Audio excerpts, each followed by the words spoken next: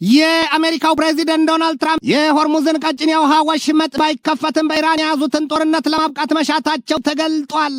ትራምፕ ሌላም ያሉት ነገር አለ። ያው በኢራን ለገቡበት ጦርነትና ለደረሰው ኪሳራ የአረብ ሀገራት ክፍያ ያደርጉ ዘንድ እንደሚጠይቁም ተገልጧል። የአሜሪካው የገንዘብ ሚኒስትር ስኮት በሰንት በበኩላቸው የሆርሙዝ ወሽመጥ በቅርቡ ተከፍቶ በአሜሪካ ቁጥጥር ስር ይሆናል፣ የዓለም የነዳጅ ዘይት ገበያም ወደ ነበረበት ይመለሳል ብለዋል። ጉዳዩ ግን በብዙዎቹ ላማን ላይ በሰማይ ወተቷንም አላይሉትን ሆኗል ነው የሚባለው። አሜሪካና እስራኤል ትናንት ለዛሬ አጥቢያ ሌሊቱን ሙሉ በፈጸሙት ከባድ ጥቃት በቴህራን በኢስፋሃንና በዛንጃን ከባድ የተባለ ፍንዳታ ማጋጠሙ ተሰምቷል። ኢራን በበኩሏ በእስራኤል በፈጸመችው ከባድ ጥቃት የሃይፋን የነዳጅ ዘይት ማጣሪያ ማጋየቷ ተነግሯል።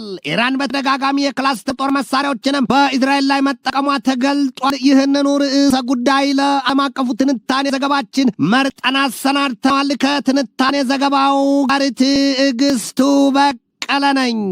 እግረ ቀጭን እያለ እግረ ደንዳና ይሞታል ይሏል አበው። በግዙፍ ጦርነት ውስጥ ገብቶ 1 ወር ከ2 ቀናትን ያስቆጠረው የመካከለኛው ምስራቅ ወዲያም የባህረ ሰላጤው ቀጠና ምድር የአሜሪካ የእስራኤልና የኢራን ግዙፍ ጦርነት በብዙዎቹ ዘንድ ጥንቱን በረንጅ መጥኖ መደቆስን አስተርቷል። የአሜሪካው ፕሬዚደንት ዶናልድ ትራምፕ ሀገራቸው በፊት አውራሪነት ከመሰረተችውና ከምትመራው የምዕራባውያኑ የጦር ጥምረት ኔቶ ወይም ኖርዝ አትላንቲክ ትሪቲ ኦርጋናይዜሽን ጋር መቃቀራቸውና ልብ ለልብ መራራቃቸው ዛሬ እንደዚህ ይሆናል ብለው ላልገመቱት የኢራን የእሳት ባህሯና ዳርጓቸዋል። ትራምፕ በየመግለጫዎቻቸው ሁሉ ከሚሰጡት የሚጣረሱ መብራሪያዎቻቸው ሲጠቀሱላቸው ከኢራን ጋር የገቡበትን ጦርነት ከ4 እስከ 6 ሳምንታት እናጠናቅቃለን፣ በዚያች ሀገር መሰስ ብለን ገብተን መንግስት ለውጥ እናካሂዳለን የሚለው አንዱ ሲሆን ሰሞኑን ደግሞ አንድ ጊዜ ከኢራን ጋር የጀመርነው ድርድር አለ። ለዚያ ስንል 5 ቀናት በኢራን የኃይል ዘርፍ ላይ የምንፈጽመውን ጥቃት እናቆማለን። ወዲያው ደግሞ 5ቱን ቀናት ገደብ 10 ቀናት ማስፋታቸውና አስከትለውም ሀገራቸው ኢራን ለቀረበላት ጥያቄ አጥጋቢ ምላሽ የማሰጥ ከሆነ ሲሉ 10 ሺህ እግረኛ ኃይላቸውን አስገብተው ሊገርዟትም ሊገንዟትም ማቀዳቸውን መግለጣቸው የተነገሩት ከሚጠፋ የወለዱት ይጥፋን ባውቁትም በሹማምንቶቻቸው ዘንድ እንኳ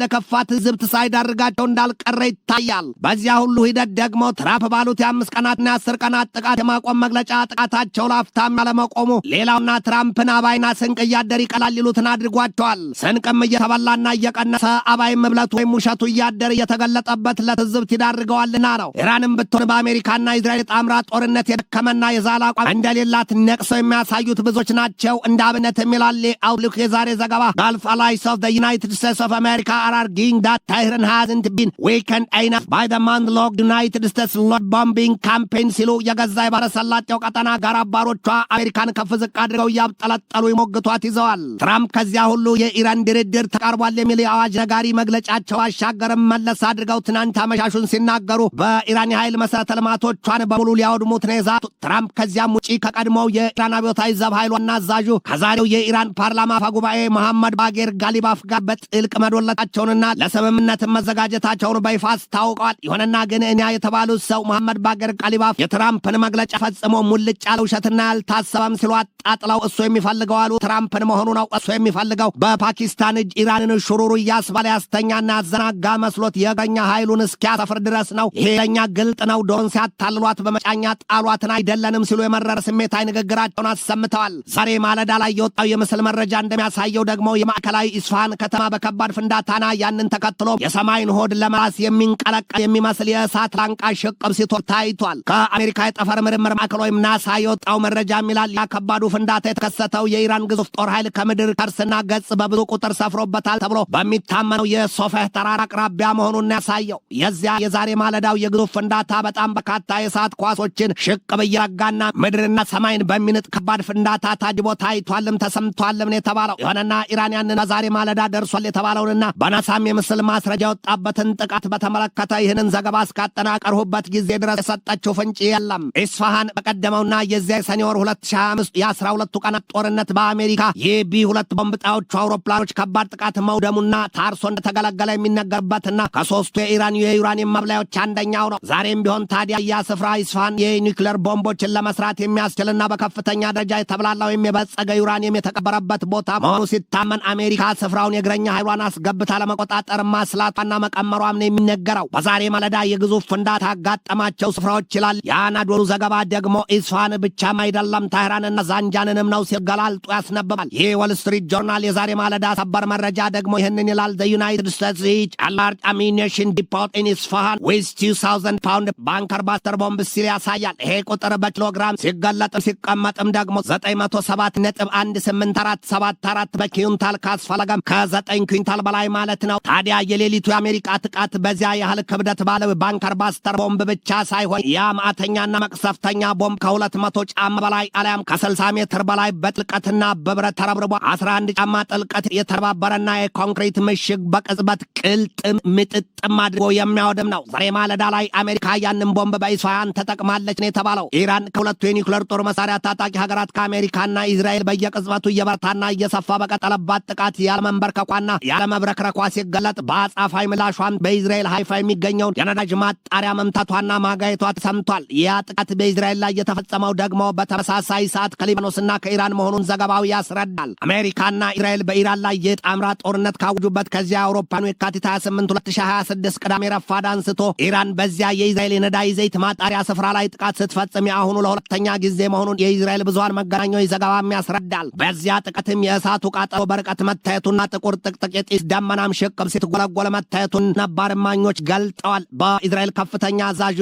አይተር ሪፋን በሰጡት ማብራሪያ በነዳጅ ማጣሪያው ላይ የተፈጸመው ጥቃት ወዲያውኑ በቁጥጥር ስር መዋሉንና የሞትም ይሁን የቁስለት አደጋ አለማጋጠሙን ያስታወቁት ኢራን በተደጋጋሚ በጦርነት መጠቀምና በዓለም አቀፍ ሕግ የተከለከለውን የክላስተር ጦር መሳሪያዎችን በኢዝራኤል ላይ መጠቀሟ ይነገራል። በዓለም አቀፉ የሰብአዊ መብት ተሟጋቹ ተቋም ጦርነት አደጋዎችን መርማሪ ወዲያም የጦር መሳሪያ ተመራማሪውና ዋናው ሰው ፓትሪክ ቶምሰን አሉ ኢራን በኢዝራኤል ሕዝብ በሚበዛባቸው አካባቢዎችን በተደጋጋሚ በክላስተር መሳሪያዎች ማጥቃቷን ደርሰንበታል ነው ያሉት። ኢራን እነዚያን የክላስተር እርሳሶችና ፈንጂዎችን በኢዝራኤል ላይ ያፈሰሰቻቸው ደግሞ በረዥም ርቀት ተምዘግዛጊዎቹ የባለስቲክ ሚሳይሎቿ ነው። በኢዝራኤል የተፈጸመው የዚያ መርዘኛና መዘዘኛ የክላስተር ጦር መሳሪያ ጥፈትም ለረዥም ዘመናት የህይወት አደጋን የሚጋርጥ እንደሆነም ነው ቶምሰን ያስረዱት። በሶስቱ ሀገራት በአሜሪካ በኢዝራኤልና በኢራን መካከል የሚካሄደው ጦርነት ተባብሶና ቀጥሎ 5ኛ ሳምንቱን በያዘበት በዚህ ወቅት የኢራን አብዮታዊ ዘብ ኃይል ዋና አዛዡ ኢስማኤል ጋኒ በኩል ኔታንያሁን ይህንን ብሏቸዋል። አክሰፕት ኒው ሪጂናል ኦርደር። ጋኒ ያሏቸው ኔታንያሁን ይኸውልህ ሂዝቦላ በስተሰሜን አናስሩላህ ወይም ሀውቲዎች በስተደቡብ ከበውሃል፣ መውጫና ማምለጫ ቀዳዳ የለህምና ቀመሰው። እኒህ አሁን በኔታንያሁ ላይ ከባድ የዛቻ መልእክት አስተላልፏል የተባሉት የኢራን አብዮታዊ ዘብ ኃይል የቁድስ ኃይለ ከፍተኛው የጦር መኮንን ኢስማኤል ጋኒ ብዙ ሐሜት የከረመባቸው ሰው ናቸው ይሏቸዋል። ገሚሱ በተለይም በአረብና በኢዝራኤል የመገናኛ ብዙሃን ሰውየው አንድም ለኢዝራኤሉ የደህንነት ተቋም ሞሳድ ሲሰልሉ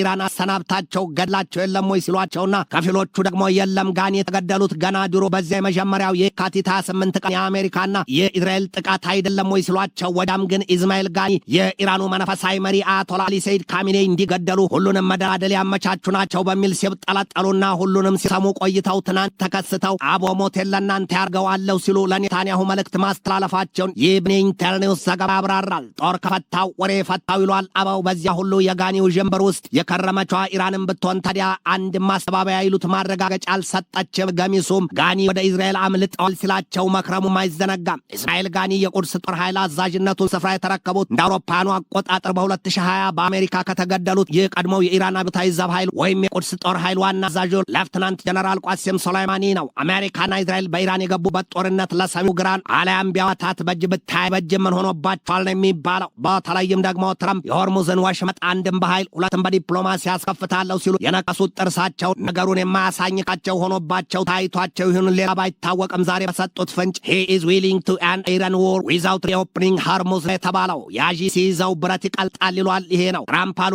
እንደተባለው የሆርሙዝን የመርከቦች መተላለፊያ ወሽመጥ በኢራን እንደተዘጋ የሚተውት ከሆነ በዓለም በርካቶቹ ሀገራት ለቅሶና ጥርስ ማፋጨትን ያስያዘው የነዳጅ ዘይትና የጋዝ መጥፋት ጉዳይ ምን ሊሆን ጥያቄ ብቻ ነው። የዎል ስትሪት ጆርናል ዘገባ ግን ትራምፕ እንደ አንድ አማራጭ ያዩት አቅጣጫ እንጂ በዋና አማራጭነት የሆርሙዝን ወሽመጥ ጉዳይ ትተውት ሊወጡ ያለመሆኑን ያሳየው። የእስራኤሉ ጠቅላይ ሚኒስትር ቤንያሚን ኔታንያሁ ደግሞ ለዚያ የሆርሙዝ የውሃ ወሽመጥ መዘጋጋት መፍትሄ ያሉትን ሀሳብ አቅርበዋል። የነዳጅ ቧንቧ መስመሮቹን በባህረ ሰላጤው ቀጠና ሀገራት ራስጌ በማዛወር ሲሉ አሳይተዋል። ያ ማለት ደግሞ በሳውዲ አረቢያ ራስጌ አልፎ በቀይ ባህርና በሜዲትሬኒያን ባህር አልፎ እንዲዘረጋ ማድረግ የሚል ሲሆን ያ ደግሞ የረዥም ጊዜ መፍትሄ ከሆነ እንጂ የቅርብ አማራጭነት የሌለው መሆኑን ግላልጤ የሚያስነቦቱ ብዙዎች ናቸው። በቀይ ባህርና በሳውዲ አረቢያ ወይም በባህረ ሰላጤው ቀጠና ሀገራት ራስጌና ግርጊት ተላለፋል የተባለው የነዳጅ መስመር ቧንቧ ዝርጋታ ግን በሀውቲዎች የተጋረጠበትና የተዘረጋበት ወጥ ምድስ በምን ተነስቶ ሲሉ የሚጠይቁት ብዙዎች ናቸው። ያውና ዛሬ ብዙዎችን ያስደነቀው ጉዳይ አሜሪካ በኢራን ለገባችበት ጦርነትና ለደረሰው ኪሳራ